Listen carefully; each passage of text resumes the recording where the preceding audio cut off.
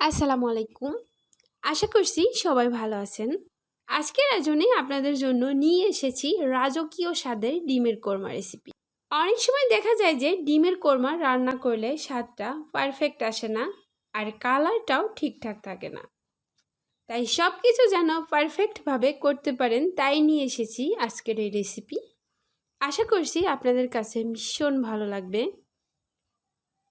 তো ডিমের কোরমা তৈরি করার জন্য ডিমটাকে খুব ভালোভাবে সেদ্ধ করে নিতে হবে। ডিমটা যেন ভেতরে নরম না থাকে সেরকম করে সেদ্ধ করে নিতে হবে। এরপরে ডিমটাকে খোসা ছাড়িয়ে ধুয়ে পানিটা ঝরিয়ে নিয়েছি। এবার ডিমগুলো কেটে নেব। দেখুন, আমি কিন্তু আজকে ভিন্ন পদ্ধতিতে ডিমটা কেটে নিচ্ছি। আপনারা চাইলে আপনাদের পছন্দ মতো কেটে নিতে পারেন। সামান্য পরিমাণ লবণ দিয়ে ডিমগুলো মেখে নিচ্ছি। এবার চুলায় একটি কড়াই গরম করে দিচ্ছি 2 টেবিল চামচ পরিমাণ সয়াবিন তেল। এবার ডিমগুলো দিয়ে দিলাম। তো ডিমগুলো হালকা একটু ভেজে নিব, খুব বেশি কড়া করে ভাজবো না, জাস্ট হালকা একটু দাগ হলেই তুলে নিব। এবার অবশিষ্ট যে তেলটা আছে প্যানের মধ্যে, এর মধ্যে আরও 1/4 কাপের মতো তেল দিয়ে দিলাম। এখন দিচ্ছি 4 টুকরো দারচিনি, 4 টুকরো এলাচদানা ও কয়েকটি লবঙ্গ। সামান্য ভেজে নিয়ে দিচ্ছি 1/2 কাপ পরিমাণ পেঁয়াজ বাটা, 1 টেবিল চামচ পরিমাণ রসুন বাটা, 1 টেবিল চামচ পরিমাণ আদা বাটা, 1 চা চামচ পরিমাণ ধনিয়ার গুঁড়া, 1 চা চামচ পরিমাণ জিরার গুঁড়া, 1 চা চামচ পরিমাণ গরম মশলার গুঁড়া, 2 চা চামচ পরিমাণ লাল মরিচের গুঁড়া ও স্বাদ মতো লবণ। এবার মশলাটাকে খুব ভালোভাবে কষিয়ে নিব। আর কষিয়ে নেওয়ার সময় যাতে মশলাটা পুড়ে না যায় সেজন্য 2 টেবিল চামচ পরিমাণ পানি দিয়ে দিলাম। এবার যখন মশলাটা কষানোর পরে তেলটা উপরে ভেসে উঠবে, ঠিক সেই পর্যায়ে দিয়ে দিতে হবে টক দই। তো টক দইটাকে আমি একটু আগে থেকেই ফেটিয়ে ব্যবহার করছি, এতে করে টক দই আর দলা পেকে থাকবে না। তো এখানে 1/3 কাপ পরিমাণ টক দই ব্যবহার করছি।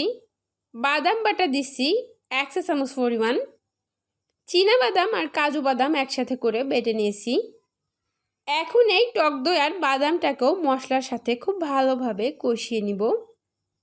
দেখুন, তেলটা কিন্তু উপরের দিকে ভেসে উঠেছে আর মশলাটাও খুব ভালোভাবে কষানো হয়ে গেছে। এবার দিয়ে দিচ্ছি আমি আগে থেকে জাল করে রাখা প্রায় 2 কাপ পরিমাণ লিকুইড দুধ। এবার দুধটাও পুরোপুরি গরম হয়ে আসা পর্যন্ত অপেক্ষা করব। একটু নাড়াচাড়া করে দুধটা মশলার সাথে মিশিয়ে নিচ্ছি। যখন দুধটা এরকম ফুটে উঠেছে তখন আগে থেকে ভেজে রাখা ডিমগুলো দিয়ে দিচ্ছি। এবারে সব কিছু নেড়ে ছেড়ে মিশিয়ে নিচ্ছি। এ পর্যায়ে অল্প কিছুক্ষণ ঢাকনা দিয়ে ঢেকে রাখবো। তো মশলাটা যেহেতু আগে থেকেই কষানো তাই রান্না হতে বেশি সময় লাগবে না। প্রায় 7-8 মিনিট পরে ঢাকনাটা খুলে নিচ্ছি। তো দেখুন, দুধটা বেশ ঘন হয়ে উঠেছে। এখন দিয়ে দিচ্ছি আস্ত কয়েকটি কাঁচামরিচ। এটা জাস্ট সুন্দর ফ্লেভার ছড়াবে।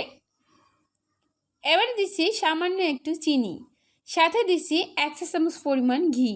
তো আবারও নেড়ে ছেড়ে মিশিয়ে নিচ্ছি। মিশিয়ে নেওয়ার পরে 1-2 ফোঁটা কেওড়া জল দিচ্ছি। তবে কেওড়া জল দেওয়াটা একেবারে অপশনাল, কেউ দিতে না চাইলে নাও দিতে পারেন। এবারে আবারও নেড়ে ছেড়ে মিশিয়ে নিচ্ছি। ব্যাস তৈরি হয়ে গেছে ডিমের কোরমা। আমি ঝোলটা এর থেকে বেশি আর শোকাবো না, কারণ এটা ঠান্ডা হওয়ার পরে আরও ঘন হয়ে যাবে। দেখলেন তো কত সহজেই তৈরি হয়ে গেল ডিমের কোরমা। এবার এটা আপনারা পোলাও, বিরিয়ানি, সাদা ভাতের সাথে পরিবেশন করতে পারবেন।